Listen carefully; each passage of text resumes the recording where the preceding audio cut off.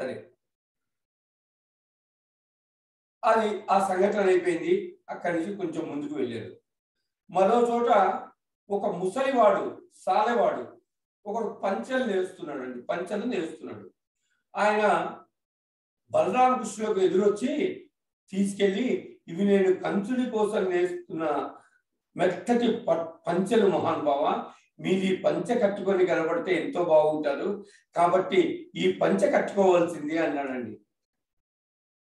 కృష్ణ పరమాత్మ ఆ పంచె కట్టుకొని ఆ సాలెవాడికి మన లోకంలో ఇహమునందున్న సమస్త ఐశ్వర్యాన్ని ఇచ్చి, అంచమునందు అతనికి సారూప్యం ఇచ్చి తన దగ్గర కూర్చోబెట్టుకోగలిగిన ఐశ్వర్యాన్ని కటాక్షించాడండి పరమాత్మ. ఈ విధంగా ఆ సాలెవాడు, ఆ రజకుడు అటువంటి స్థితిని పొందాడు, సాలెవాడు ఇటువంటి స్థితిని పొందాడండి. తర్వాత ఇంకో సందులోకి వెళ్ళాడు. అక్కడ సుధాముడు అనేబడే ఒక మాలాకారుడు ఉన్నాడండి. ఆ మాలాకారుడి దగ్గరికి వెళ్ళాడు. ఆయన కంసుడికి పుష్పమాలలు కడుతున్నాడు. ఆ మాలాకారుడు అండి వీళ్ళకి ఎదురొచ్చి లోపలికి వెళ్ళి తీసుకెళ్లి కూర్చోబెట్టి పాద్యాదులు ఇచ్చాడండి. కృష్ణ, నా జన్మ ధన్యమైంది, ఏం అదృష్టము, మీ ఇద్దరు ఇవాళ నా దగ్గరికి ఇచ్చేశారు, దయచేసి నేను ఇస్తున్న ఈ పుష్పమాలను అలంకారం చేసుకోవాల్సింది అని ఆ పుష్పమాలను ఇచ్చాడండి. అప్పుడు పరమాత్మ పొంగిపోయాడండి. పరమాత్మ అండి పత్రం పుష్పం ఫలం తోయం అంటాడండి. ఏమో భక్త్యా ప్రయచ్చతి, యోమే భక్త్యా ప్రయచ్చతి అంటాడు. అంటే నాకు ప్రీతితో నువ్వు ఏది ఇచ్చినా దానికి రెట్టింపు కోట్ల రెట్లు నీకు ఇస్తాను అంటాడండి. నువ్వు ప్రేమతో ఏది ఇచ్చినా సరే అది నేను పుచ్చుకుంటాను, కానీ ఏడుస్తూ ఇచ్చింది మటుకు నేను పుచ్చుకోను అంటాడండి. పూలదండలు ఇచ్చి సత్కరించిన మాలాకారుని చూసి ఈయన వరం ఇవ్వలేదండి. ఏం కావాలో నువ్వు అడుగు అంటాడండి, ఇచ్చేస్తానంటాడు. ఈయన ఇవ్వలేదు వరం, ఆయన అడిగి అది ఏం కావాలో కోరుకోవాలి. ఆనాడు మాలాకారుడు మనందరం పూజలో చెప్పవలసిన దాన్ని అడిగాడండి. ఏమడిగాడండి? నీ పాద కమల సేవయు, నీ పాదార్చకులతోడి నెయ్యమును, నీ తాంతాపారభూత దయయును, తాపసమందార నాకు దయచేయగదే. కేవలం బతికి వేయడం కాదు తండ్రి, ప్రతి క్షణము నీ పాద కమలముల సేవలు నేను చేసుకోగలగాలి. ఎవరెవరు నీ పాదాలు పట్టి పూజ చేసే మహాభక్తులు ఉన్నారో వాళ్ళతో నాకు స్నేహం కావాలి. ఏ పదార్థాన్ని చూసినా అది ఈశ్వరుడే అని నేను భావించి ప్రేమించగలగాలి. దానికి ఎల్లలు ఉండకూడదు, పూర్ణమై ఉండాలి. దానికి ఎల్ల బౌండరీస్ ఉండదు, పూర్ణమై ఉండాలి. ఈశ్వర, నాకు అటువంటి భక్తిని ప్రసాదించవలసిందని అడిగాడు. అప్పుడు కృష్ణుడు అండి పొంగిపోయి ఆ మాలాకారుడికండి ఆలింగన సౌఖ్యాన్ని ఇచ్చాడండి. అక్కడి నుంచి ఆ ప్రదేశాన్ని దాటాడు, ముందుకు వెడుతుంటే ఒక కుబ్జ ఎదురొచ్చిందండి. ఈ దశమ స్కంధంలో అన్ని గొప్ప రహస్యాలండి, మనం తెలుసుకోవాల్సిన ఘట్టాలు.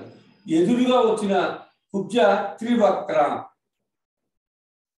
భూమి ఉంటుంది. భూమి వల్ల ఆమెకు శరీరంలో 3 వంకరలు ఉన్నాయి. ఆవిడ ఎదురు వస్తుందండి. కృష్ణ పరమాత్మ ఆవిడ వంక చూశాడు. కుబ్జ అందంగా ఉండదు కదండి, ఆవిడ కృష్ణుడి వంక చూసింది. అయ్యా, నన్ను కుబ్జ అంటారు, ఊళ్ళో వాళ్ళందరూ త్రివక్ర, 3 వంకలుగా ఉంటుంది, త్రివక్ర అని పిలుస్తారు. నువ్వు చూస్తే ఏమో చాలా అందంగా ఉన్నావు. నీకు దృష్టి తీతలా నీ ఎదురుగుండా నేను నిలబడ్డాను. నేను గంధపు చెక్కల మీద గంధం తీస్తుంటాను, పరిమళ ద్రవ్యాలు సిద్ధం చేస్తాను, వాటిని కంసర మహారాజుకి పట్టుకుపెడతాను, ఆయన వాటిని తన ఒంటికి రాసుకుంటాడు. అసలు అందం అంటే ఏమిటో ఇవాళ నేను నీలో చూశాను కృష్ణ అనిందండి ఆ కుబ్జ. నువ్వు ఈ గంధం రాసుకుంటే ఈ గంధానికి అందం వస్తుంది. ఈశ్వర, కొద్దిగా ఈ గంధం రాసుకుంటావా? అందరికీ ఈ గంధం ఎక్కడ ఉంటుంది? పోనీలే, ఇంత అందగాడివి, నేను తెచ్చిన గంధం నువ్వు రాసుకో, ఆనందిస్తాను అనిందండి కుబ్జ కృష్ణుడితో. పరమాత్మ చూశాడండి, ఈశ్వరుడికి అన్నిటికన్నా గొప్ప సేవ ఏంటండి? చందన సేవ. అందుకే త్యాగరాజంతటి వాడు గంధము పుయ్యలుగా పన్నీరు గంధము పుయ్యలుగా అని ఒక కీర్తన చేశాడండి బ్రహ్మాండంగా. కర్ర కంప కలిపి బూడిద చేసిన గంధాన్ని తీసుకొచ్చి పూజ చేయకూడదండి, అది ప్రమాదకరం అన్నమాట. సాన పెట్టుకొని గంధపు చెక్కతో ఇంట్లో గంధం తీసి పరమాత్మకే అలమాలన్నమాట. గంధము శీతలోదకము, అది పూస్తే చల్లగా ఉంటుందండి, అది పరమాత్మను చల్లగా ఉంచుతుంది. అలా పరమాత్మకు అలమిన పరమశివునికి అభిషేకం చేసేటప్పుడు చివరిలో గంధోదకంతో శివలింగానికి పూజ పూర్తి చేసిన తర్వాత చేసిన వాడికండి ఇంకా వాడి వంచానికి ఎదురు ఉంటుందండి. వాళ్ళ వంచము తామర తంపలుగా పెరుగుతుంది. అంత మంచి మంచి వాళ్ళు, అంత తెలివైన వాళ్ళు పుడతారు. ఈశ్వరుడికి కొద్దిగా చందనం రాస్తే చాలండి, ఆయన ఎంతో పొంగిపోతాడు. ఆ కుబ్జ అండి కొద్దిపాటి గంధం ఇచ్చినందుకు ఈశ్వరుడు అండి ఆమెకు ఎవ్వరికి దొరకని విచిత్రమైన సౌఖ్యాన్ని ఇచ్చాడండి ఆ కుబ్జకి. కుబ్జ పాదాన్ని తన కుడి పాదంతో తొక్కాడండి. తన 2 వేళ్లను కుబ్జ గడ్డ కింద పెట్టి పైకి ఎక్కాడండి. అలా ఎక్కేసరికండి కుబ్జ 3 వంకర్లు పోయాయండి. ఆమె అందమైన సౌందర్య రాశి అయిపోయిందండి కుబ్జ. అది ఇల్లు లేని వాళ్ళనండి ఇంతకు ముందు పాంతులు అనేవారండి, పాంతులు. అలాంటి వారందరూ పూర్వం సైరంధ్రి అని ఉండేవాడు, ఆ ఇంట్లో ఉండేవారండి. వాడి ఇంట్లో సైరంధ్రి పురుషులు అడగడమే తడువు, ఆమె వాళ్ళకి కావాల్సిన సౌఖ్యాన్ని కూడా అక్కడ రక్షిస్తుందండి సైరంధ్రి. ఇల్లు లేని వాళ్ళందరూ అక్కడ ఆ సైరంధ్రిలో ఉండేవాళ్ళు అనమాట, సైరంధ్రి ఇంట్లో. కుబ్జ సౌందర్య రాశి అయిపోయింది. కృష్ణుడు గడ్డం ఎక్కాడు, కాలు బొట్టల వేలు దొక్కాడు, అతిలోక సౌందర్యం అయిపోయింది. అంటే అప్పుడు కుబ్జల్ని నేను సైరంధ్రిని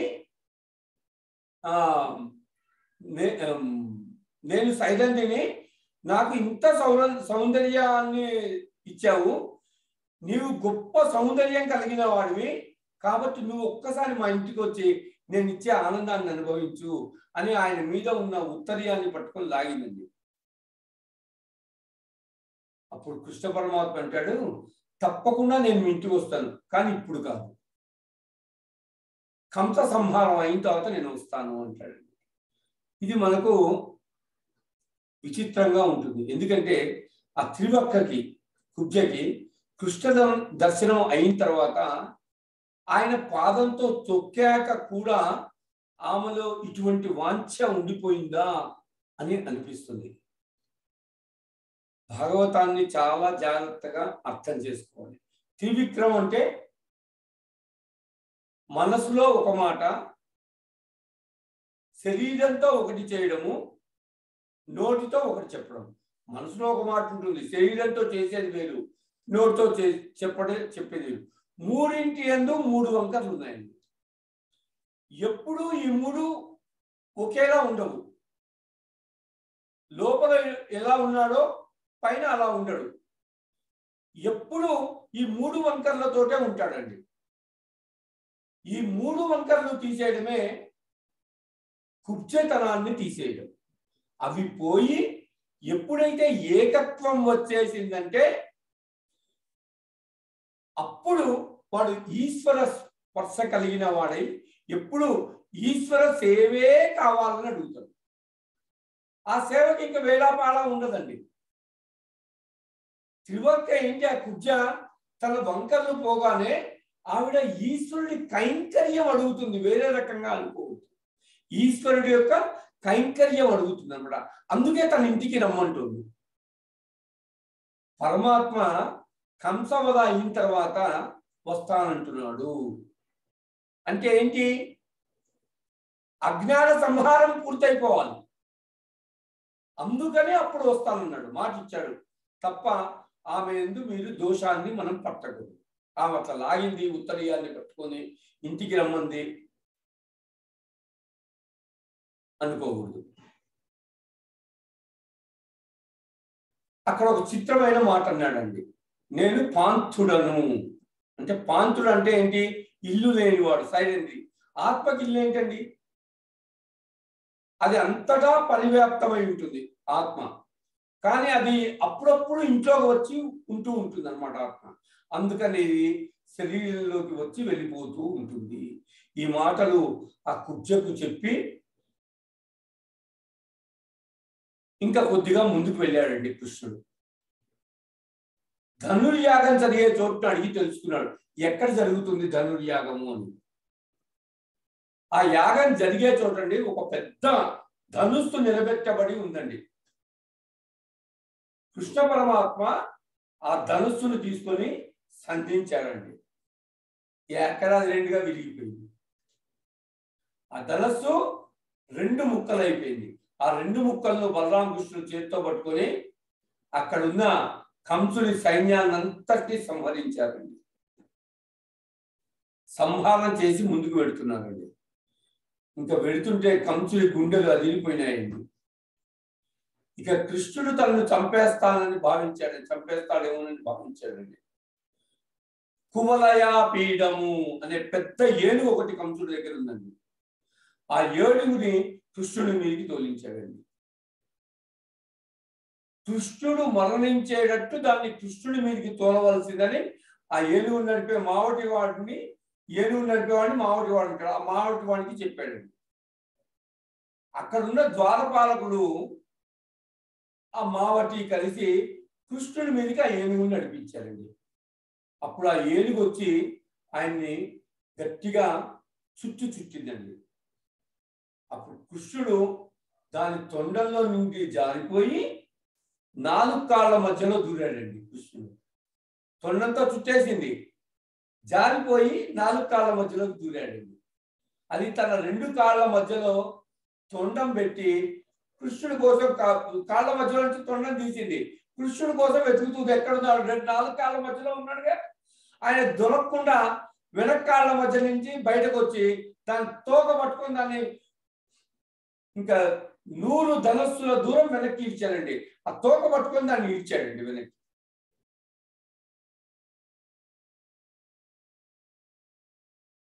సమస్త బ్రహ్మాండాలని తన బొజ్జయందు ఉంచుకున్న వాడికి ఈ దిక్కుమాలిన ఏనుగును లాగడం పెద్ద కష్టమా? గిరగిరా తిప్పి విసిరేశాడండి.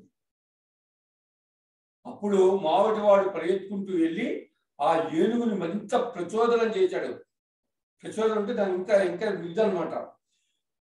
ఇంకా యుద్ధంలో అన్నిటికన్నా ప్రమాదకారి అయింది ఏనుగేనండి.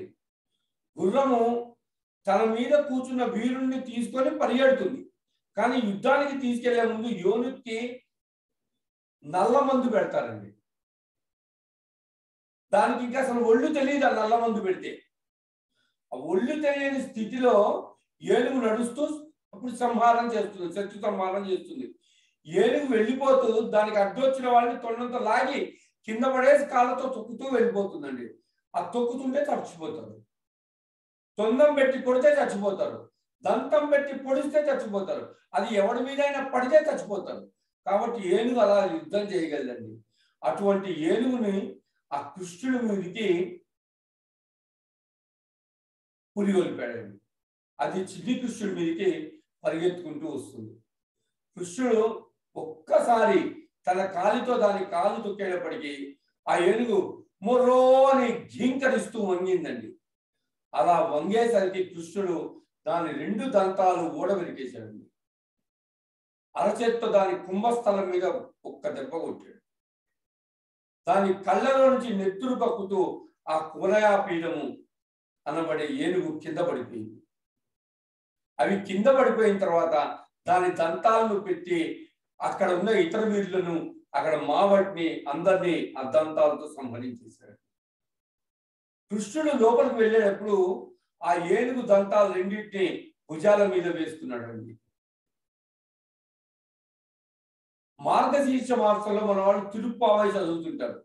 అందులో నీలాదేవికి మంచము చేయించవలసి వస్తే కువలయాపీఠం నుంచి లాగేసిన దంతాలతోటే ఆవిడకు మంచాన్ని చేయించాడు. అది దాంట్లో ఉన్న ఒక శ్లోకంలో అర్థం. ఏనుగుకి కువలయాపీఠము అనే పేరు చాలా ఆశ్చర్యం ఉంటుంది. కు అంటే ఏంటి? కు అంటే భూమి, వలయము అంటే భూమండలము, కువలయాపీఠము అంటే భూమండలాన్ని పీడించున్నది అని అర్థం అండి. పృథివీ వికారమైన మనము పూజ చేద్దామని భూమి మీద కూర్చుందామని భూమి మీద ఉండి కూర్చుందామని అనుకుంటే మనల్ని దేహాత్మాభిమానం అడ్డుపడుతుందండి. ఈ శరీర అహంకారమే మనల్ని పాడు చేసేస్తుంది. అమ్మో ఈవేళ అంతసేపు కూర్చోవాలా అంటుంది చాలా మంది ఈ కాలంలో. అదే పూజ ఎంతసేపు చేయాలి, పంతులు వస్తాడు 2.5 గంటలు అవుతుంది అంటే 2.5 గంటలో కాదా అండి? సరే గంటలో చేస్తాను అంటే 45 నిమిషాలలో కాదా? అంటే మన దేహాత్మాభిమానం అడ్డుపడుతుందండి. ఈ శరీర అహంకారమే మనల్ని పాడు చేసేస్తుంది. అమ్మో ఇవాళ అంతసేపు కూర్చోవాలా పూజకి. కువలయాపీఠం అనేది దేహానికి సంబంధించిన అహంకారం అండి. శాస్త్రంలోనే దీన్ని అన్న వికారం అని కూడా పిలుస్తారు. అన్న వికారం అంటే ఈ పృథ్వీలో పండినవి ఎన్నో తినేసావు, వాటన్నింటినీ తినడం వల్ల ఇంత శరీరం తయారైంది. ఈ అన్న వికారమైన శరీరం ఏమవుతుంది? ఇందులో రక్తము భూమిలోకి ఇంకిపోతుంది. ఈ అన్న వికారమైన శరీరం ఏమవుతుంది? రక్తము భూమిలోకి ఇంకిపోతుంది.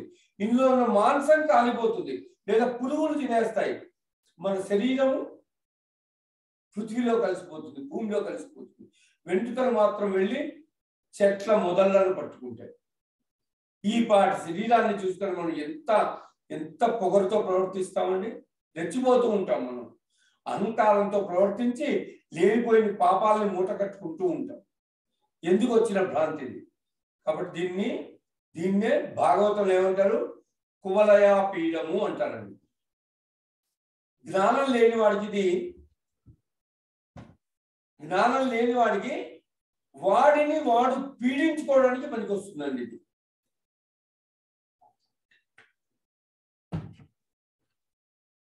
వాడిని వాడు పీడించుకోవడానికి పనికి వస్తుంది. పాపం బాగా మూట కట్టుకోవడానికి పనికి వస్తుంది. ఒక మహాపురుషుడికి ఇది పుణ్యం చేయడానికి, వినయంతో నమస్కారం చేయడానికి, ఈశ్వరుణ్ణి ఆరాధించడానికి, తాను ఇక్కడ ఉన్ననాళ్ళు హాయిగా ఉండి సంతోషంగా గట్టెక్కడానికి పనికొస్తుంది మహాపురుషుడికి. కంసుడి యందు ఉన్న కువలయాపీఠము ఎలా పనికొస్తుంది? పాడు చేయడానికి పనికొస్తుంది. దానికి లోపల జ్ఞానం ఉంది.